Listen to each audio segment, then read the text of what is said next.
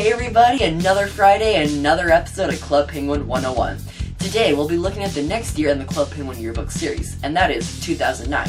Now in the last episode, I stated that 2008 was a pretty awesome year. So could 2009 live up to the expectations, or would it just be a flop? Well, let's get straight into it. Like all of the past years, except for 2005, 2009 started with the New Year's Day party. And just like all of those other New Year's Day parties, there were fireworks that could be seen at the iceberg or the ski hill. It started and ended on January 1st. The next party to be held was the Dance-A-Thon.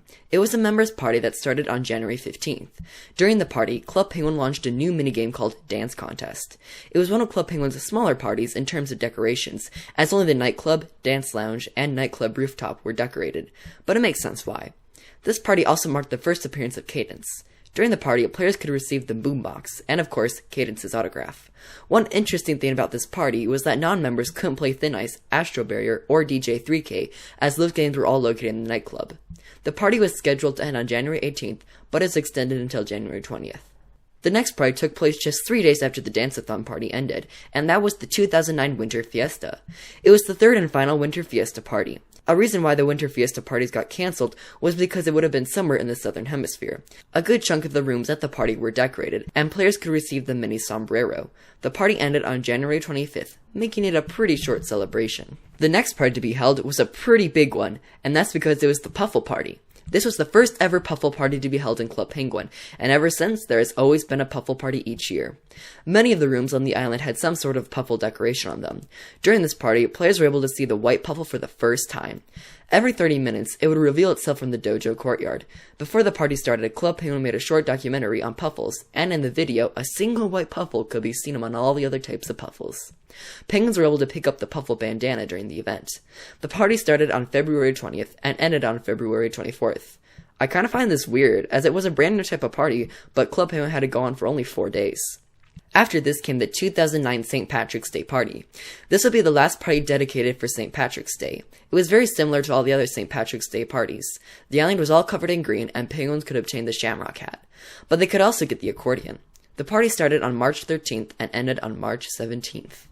Next came the 2009 Penguin Play Awards. It was held from March 20th to April 9th, and was a members-only event. It was mainly located at the stage. At the event, players could vote for their favorite plays in 5 different categories. The 5 categories were Best Overall Play, Best Sound/Music, Best Effects, Best Costume, and Best Set. The winning plays could be viewed at the voting booth in the plaza on April 3rd.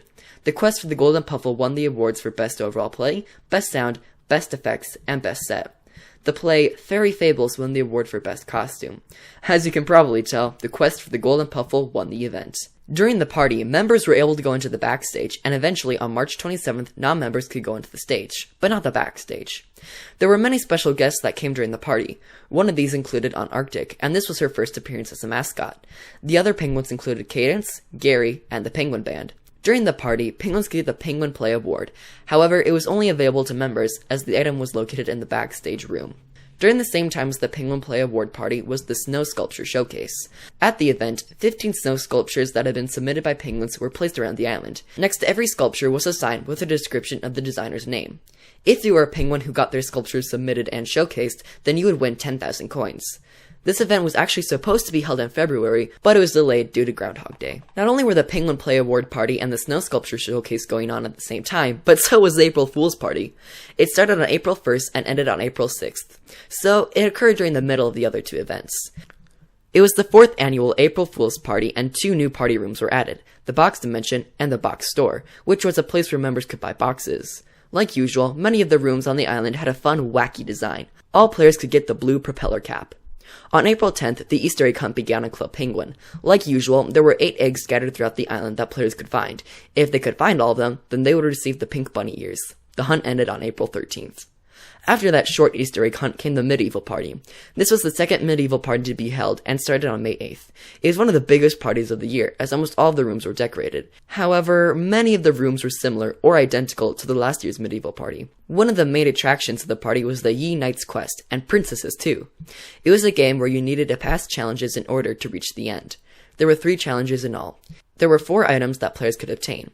They were the Wizard Hat, the Golden Knight's Helmet, the Golden Knight's Armor, and the Golden Shield. The party came to a close on May 17th. A little less than a month later, and Penguins were celebrating the first ever adventure party. It was the second party to be started by Rockhopper and began on June 12th, and went until June 16th. The party was like the Easter egg hunt, but instead of collecting eggs, you would find plants and animals. If you found all the different things, then you were rewarded with the adventure party background. Players could also get the green safari hat and the tropical bird. Like the medieval party, this next party was also being held for the second time, and that was the Music Jam. It started on July 17th and was a party that was confirmed on the What's New blog.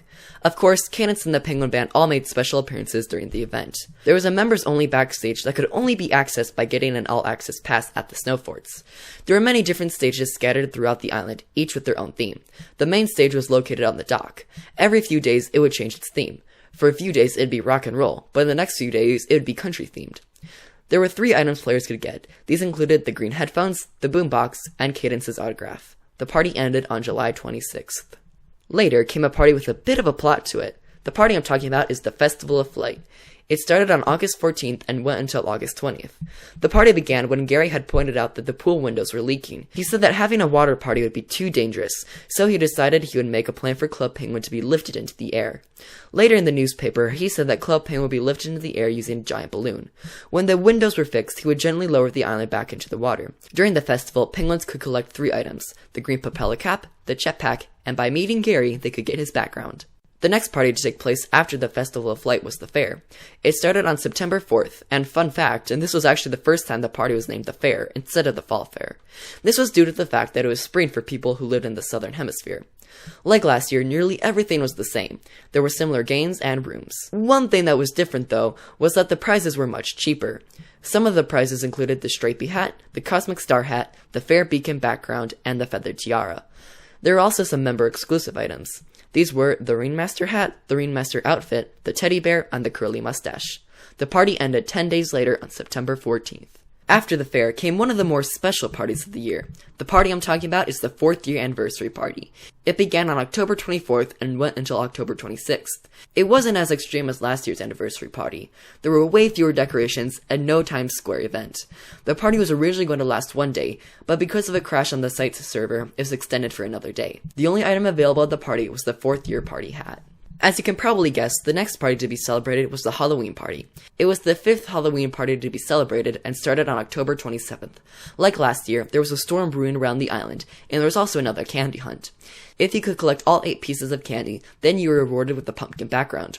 Other items you could obtain included the pumpkin antenna, the jack-o'-lantern's background, the pumpkin head, and the silly scarecrow suit. There was a members-only party room called the Haunted House. It is a room full of little animations that could be activated if you clicked on certain objects. Players were also able to meet Gary the Gadget Guy in the room. The Halloween party ended on November 1st. The party that took place right after the Halloween party was a bit different, and that party was the Celebration of Fire, or the Fire Dojo party. The main attraction of the party was the release of Karchitsu Fire. Of course, the main room was the Fire Dojo, but the ninja hideout and the dojo courtyard had decorations too. The only item that players could get was Sensei's autograph. The party began on November 23rd and ended on November 27th. Right after the Fire Dojo party came the Winter Party. All it was the celebration of the coming of winter. What I find kind of weird about this, though, is that it wouldn't have been winter in some parts of the world, and Club Penguin seemed to make a big deal about that as they changed the names of some of their parties. Oh well. There were only 3 decorated rooms at the party: the ice rink, the ski village, and the ski hill. There was a new party room built by Rory the construction worker called the Great Snow Maze. At the party, players could collect 2 items: the blue pom-pom toque and the Yeti costume. The party ended on November 30th. The last party of the year was, of course, the holiday party. It started on December 18th and was the first holiday party to introduce the sleigh ride, which was a members-only attraction. Rockhopper returned with coins for change like usual, and Antarctic also made an appearance. Many of the rooms were decorated, and this was the first holiday party to have a night sky. During the party, players were able to obtain the Santa hat, the Santa suit, and the candy cane hat. The party came to a close on December 29th. And those were all the parties celebrated in 2009. Like 2008, there were new types of parties as well as old favorites. However, there wasn't much else going on in Club Penguin. There was only 1 new type of puffle and 2 new minigames. However, I think the awesome parties definitely make up for it. By now, there were millions upon millions of people playing Club Penguin, and everything seemed great. So could the next year continue the uphill trend, or would things start to go downhill? Well, stay tuned and find out in the next episode. Hello everybody, a big thank you for watching this episode of CP 101. If you have a certain topic that you'd like to see covered, let me know in the comments below. You can click here to subscribe to get notified when new episodes are up, and you can also click here to check out the previous episode, which was about Billy Bob. Until next time, beef it up!